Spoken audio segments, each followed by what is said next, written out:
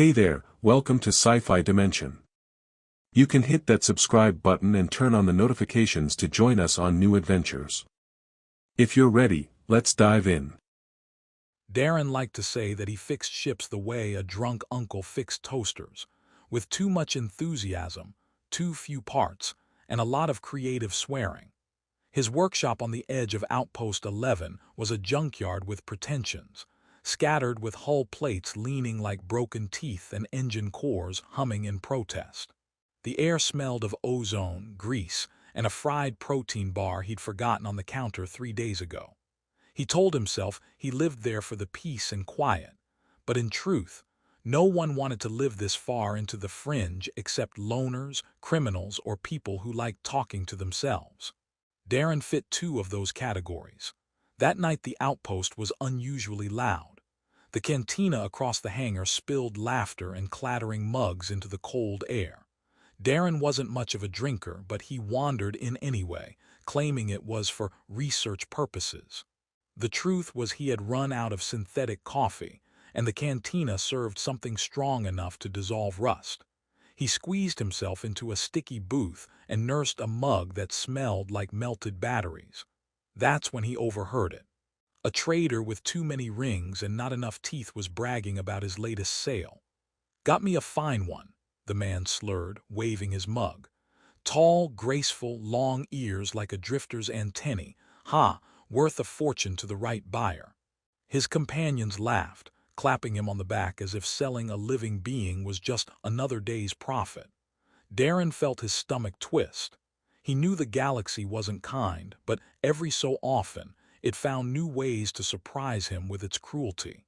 He tried to ignore it at first, sipping his drink, muttering to himself about how it wasn't his business. He had a ship to finish, a rent payment overdue, and a persistent fungus growing on his shower wall that deserved immediate attention. But the words stuck in his ears like a splinter, long ears, like antennae, sold.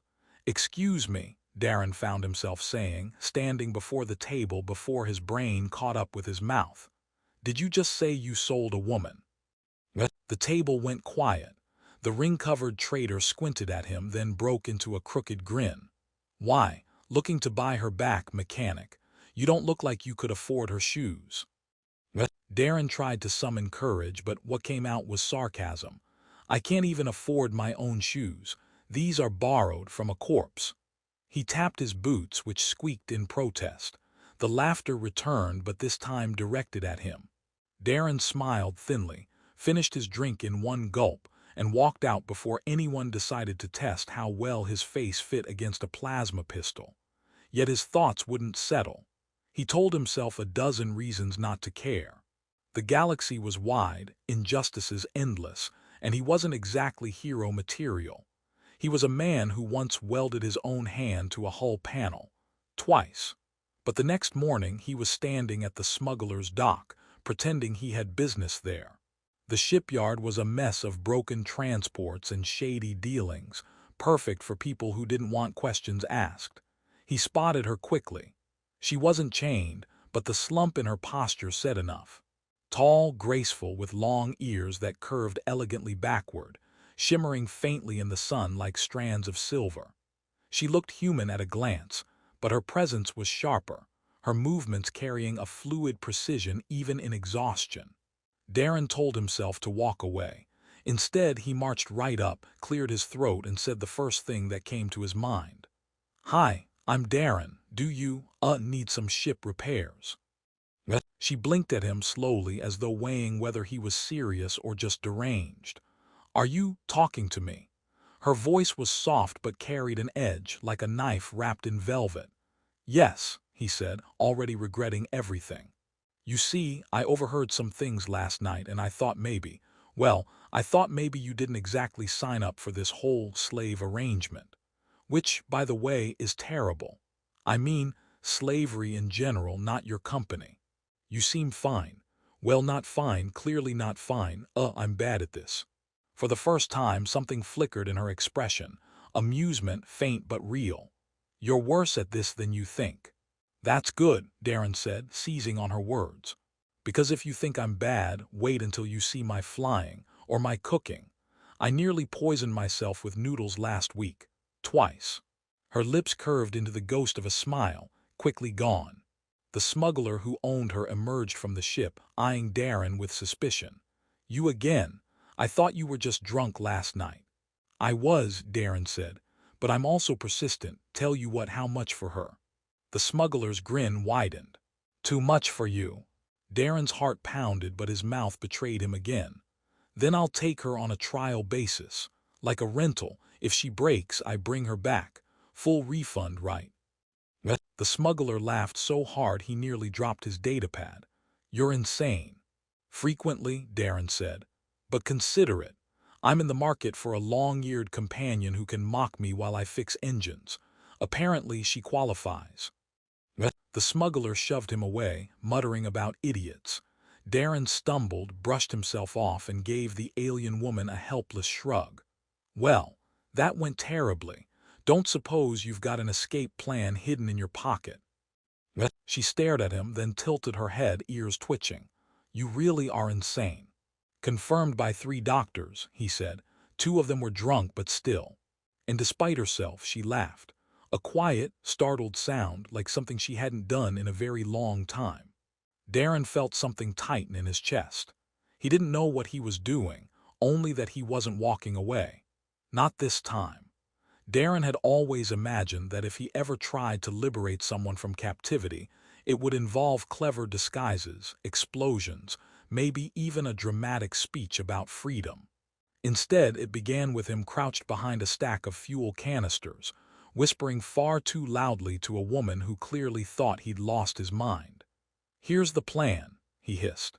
We wait until the smuggler is distracted, then we sneak onto my ship. Simple, effective, and completely foolproof. Alira raised an eyebrow, her long ears twitching. Foolproof? Coming from you, that sounds like a guarantee of disaster. Exactly, Darren said, grinning. Nobody expects disaster to work as a strategy. It's my secret weapon. She regarded him with an expression that suggested she was already regretting letting him get this far. But there was no time to argue. The smuggler was busy arguing with a customs drone, swearing that the cargo of suspiciously twitching crates contained absolutely normal agricultural supplies. Darren seized the moment. He gestured wildly at Alira, who sighed, shook her head, and followed him. They slipped through the dock, weaving between containers and humming maintenance bots. Darren tried to look casual, whistling a tune he didn't know, which only made it sound like he was choking on air. Alira muttered something sharp in her own language, which he was fairly sure translated to, "If we survive this, it will be a miracle." Finally, they reached his ship. Calling it a ship was generous. It was more like a flying scrapyard glued together by hope and duct tape. The hull bore scorch marks that refused to buff out, the landing gear creaked like arthritic knees, and the main engine had a tendency to scream like a dying goat on startup. Impressive, Alira said flatly. Don't be fooled by her looks, Darren replied. She's got character, she's unique. She's like me, really slightly broken, prone to accidents, and somehow still alive. That's not reassuring. Good. I'd hate to start lying to you this early in our relationship. Before she could retort, the smuggler's voice rang out across the dock. He had noticed the missing woman. Hey, where the void do you think you're going? Darren cursed, slammed the hatch button, and shoved Alira inside. The ship groaned in protest, as if resenting the sudden burst of responsibility. He sprinted to the cockpit, tripping over a toolbox, banging his shin and yelping in pain. Alira slid into the co-pilot's seat with unnerving grace, looking entirely too calm given the circumstances. You know how to fly this thing? She asked. Define no, Darren muttered, frantically pressing switches. The console flickered, hissed, and finally sputtered to life. See, she likes me. The smuggler's men were already racing across the dock, weapons raised. Blaster fire ricocheted off the hull as Darren yanked the controls. The engines roared like a beast awakened from a nap it didn't want to take. The ship lurched forward, scraped against the dock wall, and then somehow managed to lift. Are you aiming for the exit? Alira asked, gripping the armrests. "More or less," Darren said, jerking the controls. "Mostly less." They rocketed out of the docking bay in a blaze of sparks, leaving chaos behind. The ship wobbled dangerously as it entered open space, alarms screaming in every language the galaxy had ever invented. Darren patted the dashboard like a nervous parent. "SHH, baby, you're fine. Ignore the fire in the left thruster. That's decorative." Alira glanced at the warning lights, then at him. "We're going to die, aren't we?" "Not necessarily. Statistically, yes, but statistics are boring. I prefer improvisation." Despite herself, she laughed, a short, sharp sound that seemed to surprise her as much as it did him. He grinned, even as he fought to keep the ship steady. For a moment, in the middle of alarms and chaos, they shared something fragile and strange, the possibility of hope. Once they cleared the station's orbit, Darren slumped back in his seat, sweat dripping down his forehead. "Well, that went smoothly." "You call that smooth?" Alira asked. "Absolutely. Nobody exploded. That's my definition of smooth. Low standards keep me happy." She shook her head, ears flicking as she studied him. "You're reckless, foolish, possibly insane." "Possibly," he said, pretending to be offended. "I've worked hard to earn a reputation as entirely insane." Silence stretched between them then, heavier than the banter. Alira's eyes turned distant, shadowed by memories she hadn't voiced yet. Darren sensed it but didn't press. He knew the weight of silence better than most. Instead, he leaned back, hands behind his head. "So, since we're now officially fugitives, I should probably know your name. Unless you'd like me to keep calling you Long-Eared Companion, which, admittedly, has a nice ring to it." "Alira," she said quietly. "Alira," he repeated, tasting the sound. "Pretty name, much better than Long-Eared Companion. Though, in fairness, both work." She rolled her eyes, but there was the faintest curve of a smile at her lips. Darren knew nothing about where this was going, what trouble they'd find, or how badly his ship would fall apart before then. But for the first time in a long time, the thought of not knowing didn't scare him. It almost felt like freedom. Darren had a rule about hyperspace travel: never trust it. Hyperspace was like borrowing your neighbor's lawnmower. Sure, it might get the job done, but you'd probably end up on fire, missing 3 bolts, and owing someone an apology.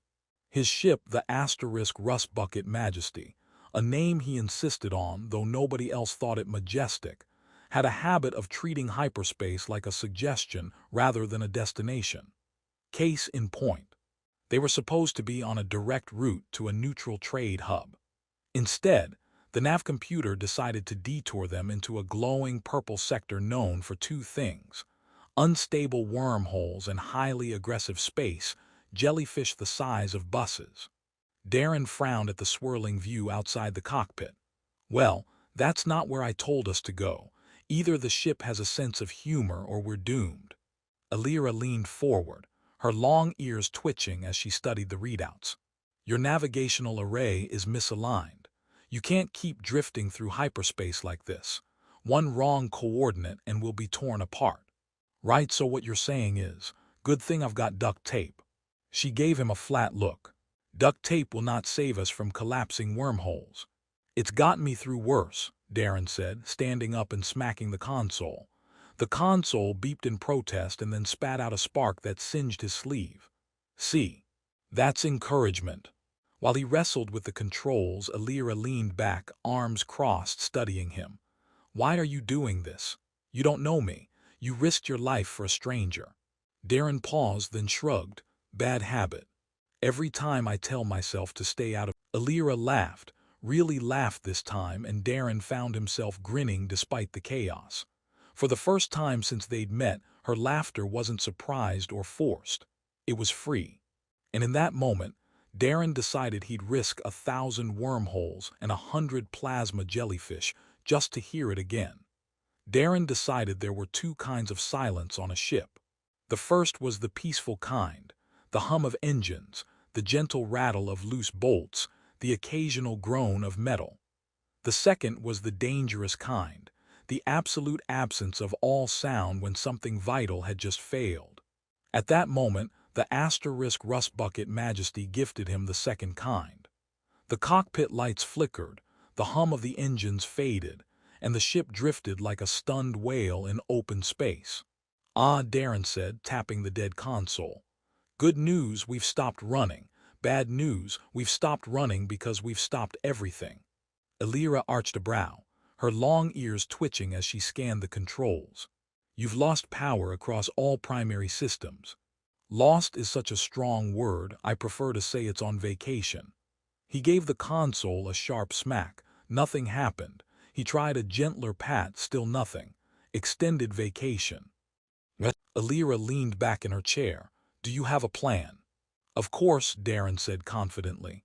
Then after a pause, "Step 1, don't panic. Step 2, improvise. Step 3, panic a little for motivation." Before she could respond, the comms panel crackled to life, one of the few systems still functional. A distorted voice oozed through the static. "Unregistered vessel. Identify yourself."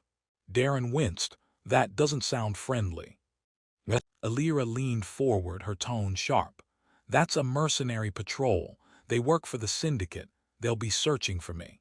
"Great," Darren muttered, because being stranded in dead space wasn't exciting enough. He pressed the comms switch. "Hello, totally harmless mechanic here. Just out for a leisurely drift. Nothing suspicious. Certainly not smuggling anyone valuable." The voice on the other end laughed. "Power failure, huh? Sit tight. We'll be boarding in 5. The comms cut out. Darren slumped back. Well, that went about as well as expected. Elira was already unbuckling her restraints. "We can't let them take me." "Relax," he said, forcing a grin. "I've handled worse. Well, not worse exactly. More equally terrible situations." Within minutes, the mercenary ship loomed into view, a sleek predator of polished metal, bristling with weaponry. It latched onto their airlock with a hiss that made Darren's stomach twist. "Okay," he said, pacing the cockpit. "We need a strategy, fight, hide, pretend to be space tourists." "Space tourists?" Elira repeated, incredulous. "Sure, oh no, we got lost on the way to the Black Hole Resort." "Works every time." Before she could retort, the airlock cycled open. 3 mercenaries stormed aboard, armored, armed, and looking thoroughly unimpressed. The leader sneered at Darren. "Step aside, Junkrat. We're here for the girl." Darren raised his hands. "Careful, she bites." Elira stepped forward, calm but defiant. "You'll have to drag me." The leader grinned. "Gladly." Darren, sensing the situation slipping, did the only logical thing. He threw a wrench. It bounced off the mercenary's helmet, with a pathetic asterisk clang. "Ah," Darren said, backing up. "Phase 1 of the plan failed." The mercenary raised his weapon, but before he could fire, the ship groaned violently. Lights blazed back on, engines roared, and the rust bucket majesty shuddered like a beast waking from slumber. The mercenaries stumbled, caught off guard. Darren blinked. "Huh, she does love me after all." Elira didn't waste the chance. In a blur, she kicked one mercenary's weapon aside and slammed another into the wall. Her movements were sharp, fluid, the kind of precision born from hard training or desperate survival. Darren gaped. "Remind me never to get on your bad side." He scrambled to the console, slapping at buttons until the ship's inertial dampeners overloaded. The gravity shifted abruptly, sending everyone sprawling. Darren clung to the chair, laughing like a maniac. "See, totally part of the plan." The mercenaries, cursing, scrambled for footing. Elira seized one of their dropped blasters and aimed it steadily. The leader froze, staring down the barrel. "Tell your ship to disengage," she ordered. The mercenary hesitated, then tapped his comm. "Stand down." Moments later, the docking clamps released. The mercenaries backed toward the airlock, glaring daggers at Darren. "Pleasure doing business," Darren said, waving cheerfully. "Next time bring cookies." The hatch sealed behind them and the enemy ship drifted away. Darren exhaled, slumping into the pilot's chair. Well, that was invigorating. 10 out of 10 would not recommend. Elira set the blaster on the console, her chest rising and falling with controlled breaths. "You risked everything again. And look still alive." He grinned weakly. See, I told you improvisation works. Her expression softened just slightly. You're reckless, but thank you. Don't thank me yet, he said, eyeing the sputtering readouts. We still have no idea where we are. My ship is held together by spite, and there's probably more mercenaries on the way. Alira leaned back, a hint of amusement in her eyes. Then we'd bet. Alira laughed, really laughed this time, and Darren found himself grinning despite the chaos. For the first time since they'd met, her laughter wasn't surprised or forced. It was free. And in that moment, Darren decided he'd risk 1,000 wormholes and 100 plasma jellyfish just to hear it again. Darren decided there were two kinds of silence on a ship. The first was the peaceful kind, the hum of engines, the gentle rattle of loose bolts, the occasional groan of metal. The second was the dangerous kind, the absolute absence of all sound when something vital had just failed. At that moment, the asterisk rust bucket majesty gifted him the second kind. The cockpit lights flickered, the hum of the engines faded, and the ship drifted like a stunned whale in open space.